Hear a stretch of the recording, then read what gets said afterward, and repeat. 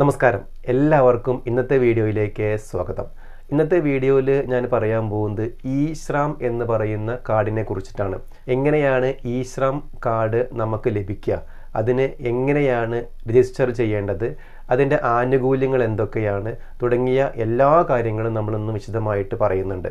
അപ്പോൾ എല്ലാവർക്കും ഒരിക്കൽ കൂടി ഇന്നത്തെ വീഡിയോയിലേക്ക് സ്വാഗതം.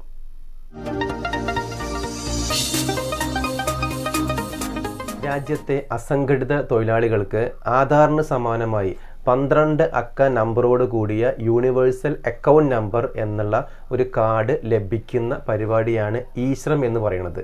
ഈ പദ്ധതിയിൽ രജിസ്റ്റർ ചെയ്യുന്നവർക്ക് കുറേ ആനുകൂല്യങ്ങളുണ്ട്. രജിസ്ട്രേഷൻ പൂർത്തിയാക്കുന്നവർ പ്രധാനമന്ത്രിയുടെ സുരക്ഷാ ബീമാ യോജന പദ്ധതിയുടെ ഭാഗമാവും. അതായത് അപകടം മൂലമുള്ള മരണമോ മറ്റു വൈകല്യങ്ങളോ സംഭവിച്ചാലും 2 ലക്ഷം രൂപ വരെ നമുക്ക് പരിരക്ഷ ലഭിക്കുന്ന ഒരു സ്കീമാണിത്.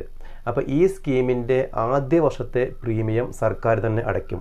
അതുപോലെ തന്നെ മറ്റു പല ഇൻഷുറൻസ് പദ്ധതികളും ഈ കാർഡുമായിട്ടാണ് ബന്ധിപ്പിക്കാൻ പോകുന്നത്.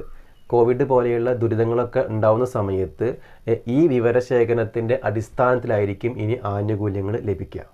ഇനി ആർക്കൊക്കെയാണ് ഈ കാർഡ് ലഭിക്കുക എന്നുള്ളതാണ്.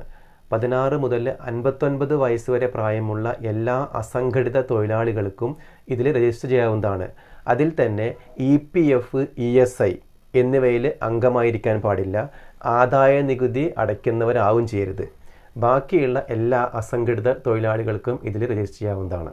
കർഷകർ, കർഷക തൊഴിലാളികൾ, വീട്ടുജോലിക്കാർ, തടിപ്പണിക്കാർ, മത്സ്യത്തൊഴിലാളികൾ, പത്ര ഏജൻറ്റുമാർ, ഓട്ടോ ഡ്രൈവർമാർ, തൊഴിലുറപ്പ് പദ്ധതിയിൽ അംഗമായവർ, ആശാ വർക്കർമാർ, മത്സ്യത്തൊഴിലാളികൾ, നിർമ്മാണ തൊഴിലാളികൾ, അതിഥി തൊഴിലാളികൾ, ഇങ്ങനെ എല്ലാവർക്കും ഇതിൽ രജിസ്ട്രേഷൻ നടത്താവുന്നതാണ്.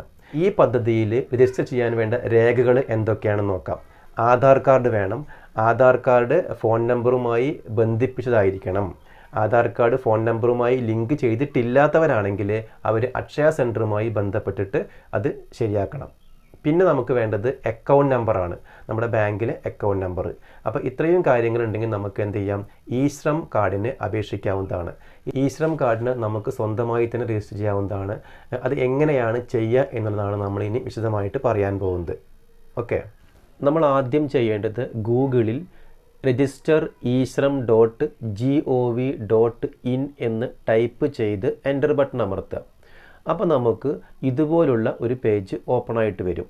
ഇവിടെ നോക്കൂ, ഇൻഫർമേഷൻ റിക്വയർഡ് ഫോർ രജിസ്ട്രേഷൻ എന്ന് പറഞ്ഞിട്ട് 4 കാര്യങ്ങളുണ്ട്. ഒന്നാമത്തെ ആധാർ നമ്പർ വേണം. രണ്ടാമത് നമ്മുടെ ആധാർ നമ്പർ മൊബൈൽ നമ്പറുമായിട്ട് ലിങ്ക് ചെയ്തിട്ടുണ്ടാവണം.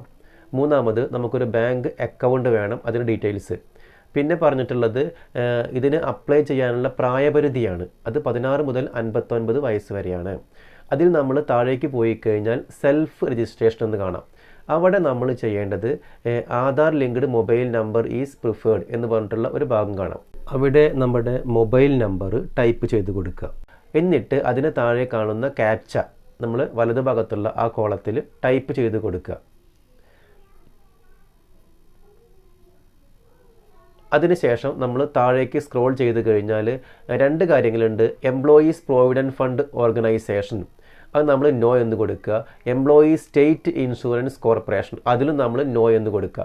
എന്നിട്ട് സെൻഡ് OTP എന്ന് പറയുന്ന ബട്ടണിൽ ക്ലിക്ക് ചെയ്യുക. അപ്പോൾ നമ്മുടെ രജിസ്റ്റേർഡ് മൊബൈൽ നമ്പറിലേക്ക് ഒരു OTP വരും. ആ OTP എന്ത് ചെയ്യുക, ആ കോളത്തിൽ ടൈപ്പ് ചെയ്ത് കൊടുക്കുക. അതിനുശേഷം സബ്മിറ്റ് എന്ന് പറയുന്ന ബട്ടണിൽ ക്ലിക്ക് ചെയ്യുക. അപ്പോൾ ഇതുപോലുള്ള ഒരു പേജാണ് ഓപ്പണായിട്ട് വരിക. ഇവിടെ നോക്കൂ, ആധാർ നമ്പർ ടൈപ്പ് ചെയ്യാനുള്ള കോളങ്ങളുണ്ടാവും. അതിന് താഴെയായിട്ട് ഫിംഗർ പ്രിൻറ്റ്, ഐറിസ്, OTP 3 ഭാഗങ്ങൾ കാണാം. അതിൽ നമ്മൾ OTP എന്നതിൽ ക്ലിക്ക് ചെയ്യുക. എന്നിട്ട് താഴെ കാണുന്ന ക്യാപ്ച ആ കോളത്തിൽ ടൈപ്പ് ചെയ്ത് കൊടുക്കുക. അതിൽ അക്ഷരങ്ങളും അക്കങ്ങളും ഉണ്ടായിരിക്കും. അത് നമ്മൾ അതേപോലെ തന്നെ ടൈപ്പ് ചെയ്ത് കൊടുക്കുക. അതിനുശേഷം താഴെ ഒരു I agree to the terms and conditions for registration under eshram portal എന്ന് പറഞ്ഞിട്ടുള്ള ഒരു സെൻറ്റൻസ് കാണാം. അതിൻ്റെ അവിടെയുള്ള ആ ഒരു കോളം നമ്മൾ ടിക്ക് ചെയ്തിട്ട് സബ്മിറ്റ് ബട്ടൺ കൊടുക്കുക. അപ്പോൾ നമ്മുടെ മൊബൈൽ നമ്പറിലേക്ക് വീണ്ടും ഒരു OTP വരും. ആ OTP ടൈപ്പ് ചെയ്ത് കൊടുക്കുക. എന്നിട്ട് വാലിഡേറ്റ് എന്ന് പറയുന്ന ഭാഗത്ത് ക്ലിക്ക് ചെയ്യുക.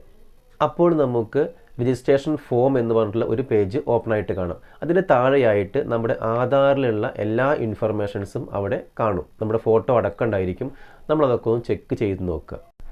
ആ പേജിൻ്റെ ഏറ്റവും അടിയിലേക്ക് സ്ക്രോൾ ചെയ്താൽ ഒരു കോളത്തിൽ ടിക്ക് ചെയ്യാനുണ്ട്. അതിൽ ടിക്ക് ചെയ്തിട്ട് നമ്മൾ continue to enter other details എന്ന് പറഞ്ഞാൽ ക്ലിക്ക് ചെയ്യാം. അപ്പോൾ നമ്മുടെ രജിസ്ട്രേഷൻ ഫോം വീണ്ടും ആ പേജ് വരും. അവിടെ നമ്മൾ പേഴ്സണൽ ഇൻഫർമേഷൻ എൻ്റർ ചെയ്യാനുള്ള കുറേ കോളങ്ങൾ കാണാം. അപ്പോൾ അതിൽ നമ്മുടെ പേഴ്സണൽ ഇൻഫർമേഷൻസൊക്കെ അതിൽ എൻ്റർ ചെയ്യുക. അപ്പോൾ അതിൽ വരുന്ന ഓരോരോ കാര്യങ്ങൾ നമ്മൾ കൃത്യമായിട്ട് എൻ്റർ ചെയ്ത് കൊടുക്കുക. അതിൽ നമ്മൾ ഫയലൊന്നും അപ്ലോഡ് ചെയ്യേണ്ട ആവശ്യമില്ല. ഓക്കെ, അതിനുശേഷം ഏറ്റവും അവസാനം കാണാം അതിൽ സേവ് ആൻഡ് കണ്ടിന്യൂ എന്ന് പറഞ്ഞിട്ട് കാണാം. നമ്മൾ അതിൽ ക്ലിക്ക് ചെയ്യുക. അപ്പോൾ നമ്മൾ വീണ്ടും രജിസ്ട്രേഷൻ ഫോമിലേക്ക് പോകും. അവിടെ നമ്മൾ അടുത്തതായിട്ട് അഡ്രസ്സാണ് നമ്മൾ ടൈപ്പ് ചെയ്ത് കൊടുക്കേണ്ടത്. അപ്പോൾ അഡ്രസ്സ് നമ്മൾ സ്റ്റേറ്റും അഡ്രസ്സിൽ സ്റ്റേറ്റ്, ജില്ല അതൊക്കെ നമുക്ക് എൻ്റർ ചെയ്യേണ്ടതുണ്ട്. അത് കൃത്യമായിട്ട് തന്നെ എൻ്റർ ചെയ്ത് കൊടുക്കുക. അതെല്ലാം എൻ്റർ ചെയ്തതിന് ശേഷം അവസാനം സേവ് ആൻഡ് കണ്ടിന്യൂ എന്ന് പറഞ്ഞിട്ടുള്ള ഒരു ഓപ്ഷൻ കാണാം. അവിടെ നമ്മൾ ക്ലിക്ക് ചെയ്യുക. ഇനി നമുക്ക് എഡ്യൂക്കേഷൻ ക്വാളിഫിക്കേഷൻ എൻ്റർ ചെയ്യാനുള്ള ഒരു പേജാണ് വരിക. ഇവിടെ നമ്മുടെ എഡ്യൂക്കേഷൻ ക്വാളിഫിക്കേഷൻ നമ്മൾ കൃത്യമായിട്ട് എൻ്റർ ചെയ്ത് കൊടുക്കുക. അവിടെ നമ്മൾ ഫയലൊന്നും അപ്ലോഡ് ചെയ്യേണ്ട ആവശ്യമില്ല. അതിൻ്റെ അവസാനം നമ്മൾ സേവ് ആൻഡ് കണ്ടിന്യൂ എന്ന് പറയുന്ന ബട്ടണിൽ ക്ലിക്ക് ചെയ്യുക. ഇനി നമുക്ക് ഒക്യുപ്പേഷൻ ആൻഡ് സ്കിൽസ് എന്ന് പറയുന്ന ഒരു പേജാണ്. ഇത് വളരെ ഇമ്പോർട്ടൻ്റ് ആയിട്ടുള്ളതാണ്. ഇവിടെയാണ് നമ്മൾ ശ്രദ്ധിക്കേണ്ടത്. നമ്മൾ ഏത് ഫീൽഡിലാണ് വർക്ക് ചെയ്യുന്നത് അതുമായി ബന്ധപ്പെട്ട കാര്യങ്ങൾ എൻ്റർ ചെയ്യണം. അപ്പോൾ അതിനുവേണ്ടി നമ്മൾ അവിടെ ഒരു കോളം കാണാം. അവിടെ നമ്മൾ ഏത് ഫീൽഡാണെങ്കിലും ആ ഫീൽഡിൽ ഒരു വാക്ക് ടൈപ്പ് ചെയ്ത് കഴിഞ്ഞാൽ നമുക്ക് അതുമായി ബന്ധപ്പെട്ട കാര്യങ്ങൾ അവിടെ താഴെ കാണിക്കും. അപ്പോൾ അതാണ് നമ്മൾ സെലക്ട് ചെയ്യേണ്ടത്. ഇവിടെ ഞാൻ ട്യൂട്ടർ എന്ന് പറയുന്നത് ക്ലിക്ക് ചെയ്തപ്പോൾ അതുമായി ബന്ധപ്പെട്ട കുറേ കാര്യങ്ങൾ ടീച്ചേഴ്സിൻ്റെ കാര്യം വന്നിട്ടുണ്ട്. അത് നമ്മൾ സെലക്ട് ചെയ്തു. അതിനുശേഷം നമ്മൾ സേവ് ആൻഡ് കണ്ടിന്യൂ എന്ന് പറയുന്ന ബട്ടണിൽ ക്ലിക്ക് ചെയ്യാം. ഇപ്പം നമ്മുടെ അവസാന ഭാഗത്തേക്കാണ് എത്തിയിട്ടുണ്ട്. ഇനി നമുക്ക് ബാങ്ക് ഡീറ്റെയിൽസ് ആണ് ഇവിടെ എൻ്റർ ചെയ്യേണ്ടത്. അതായത് നമ്മുടെ അക്കൗണ്ട് നമ്പർ, IFSC കോഡ്, ബാങ്കിൻ്റെ പേര് തുടങ്ങിയ കാര്യങ്ങളാണ് ഇവിടെ എൻ്റർ ചെയ്യേണ്ടത്. അതിൽ നമ്മൾ സേവ് ആൻഡ് കണ്ടിന്യൂ എന്ന് പറയുന്ന ബട്ടണിൽ ക്ലിക്ക് ചെയ്യുക. ഇപ്പം നമ്മുടെ എല്ലാ രജിസ്ട്രേഷൻ കാര്യങ്ങളും കംപ്ലീറ്റ് ആയിട്ടുണ്ട്. നമ്മൾ എൻ്റർ ചെയ്ത ഡീറ്റെയിൽസ് ഒക്കെ അവിടെ ഡിസ്പ്ലേയിൽ കാണാൻ പറ്റും. അതിലെന്തെങ്കിലും കറക്ഷൻ ഉണ്ടെങ്കിൽ നമുക്കത് എഡിറ്റ് ചെയ്തിട്ട് ശരിയാക്കാവുന്നതാണ്.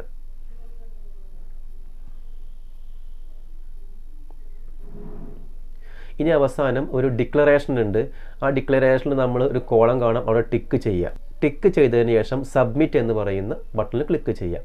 ഇപ്പോൾ നോക്കൂ, നമുക്ക് നമ്മുടെ UAN കാർഡ്, അതായത് ഈശ്രം കാർഡ് ഡൗൺലോഡ് ചെയ്യാനുള്ള ഒരു ഓപ്ഷൻ കാണിക്കും. അവിടെ നമ്മൾ ഡൗൺലോഡ് UAN കാർഡ് എന്ന് പറയുന്ന ഭാഗത്ത് ക്ലിക്ക് ചെയ്ത് കഴിഞ്ഞാൽ നമ്മുടെ കാർഡ് ഡൗൺലോഡ് ആവും. അപ്പോൾ നോക്കൂ, അതിന് താഴെയായിട്ട് നമ്മുടെ കാർഡ് നമുക്ക് കാണാൻ പറ്റും. അപ്പോൾ അത് ഡൗൺലോഡ് ചെയ്തതിന് ശേഷം നമുക്ക് അത് സൂക്ഷിച്ച് വയ്ക്കാം. അത് പ്രിൻ്റ് എടുക്കാവുന്നതാണ്. പ്രിൻ്റ് എടുത്ത് ആവശ്യമുള്ളവർക്ക് അത് പ്ലാസ്റ്റിക് കാർഡ് അല്ലെങ്കിൽ ATM കാർഡ് രൂപത്തിലാക്കി സൂക്ഷിക്കാവുന്നതാണ്. ഈശ്രം കാർഡിൻ്റെ രജിസ്ട്രേഷനുമായി ബന്ധപ്പെട്ട കാര്യങ്ങളാണ് നമ്മൾ ഇന്നത്തെ വീഡിയോയിൽ പറഞ്ഞത്. അപ്പോൾ അതിൽ എന്തെങ്കിലും സംശയങ്ങളുണ്ടെങ്കിൽ എൻ്റെ നമ്പറിൽ ബന്ധപ്പെടാവുന്നതാണ്. നമ്പർ ഞാൻ വീഡിയോയുടെ താഴെയായിട്ട് കൊടുത്തിട്ടുണ്ട്. ഓക്കെ, ഇനി നിങ്ങൾക്ക് അക്ഷയ സെൻറ്ററിൽ പോയിട്ടോ അല്ലെങ്കിൽ കോമൺ സർവീസ് സെൻറ്ററിൽ പോയിട്ടോ ഒക്കെ ഇത് രജിസ്റ്റർ ചെയ്യാവുന്നതാണ്. അപ്പോൾ ഈ വീഡിയോ നിങ്ങൾക്ക് യൂസ്ഫുൾ ആണെന്ന് തോന്നുകയാണെങ്കിൽ പരമാവധി ആളുകൾക്ക് അത് ഷെയർ ചെയ്ത് കൊടുക്കുക.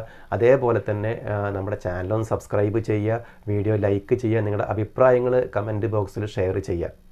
ഓക്കെ, അപ്പോൾ പുതിയൊരു വീഡിയോയുമായി നമുക്ക് വീണ്ടും കാണാം. അതുവരെ എല്ലാവർക്കും ബൈ.